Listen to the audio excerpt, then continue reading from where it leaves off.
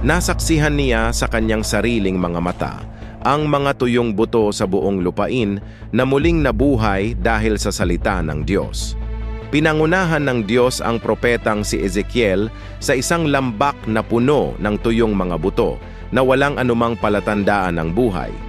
Ngunit sinabi ng Diyos sa kanya, Manghula ka sa mga buto ito at sabihin mo sa kanila, O kayong mga tuyong buto, inyong pakinggan ang salita ng Panginoon. Ganito ang sabi ng Panginoong Diyos sa mga butong ito. Narito, aking papapasukin ang hinga sa inyo, at kayo'y manggabubuhay. Nang magsalita si Ezekiel, naganap ang isang himala. Lumaki ang laman sa mga buto at lahat sila ay nabuhay muli. Ipinapaalala sa atin ng vision na ito na kahit sa lugar ng lubos na kawalan ng pag-asa, makakagawa pa rin ng mga miracle ang Diyos.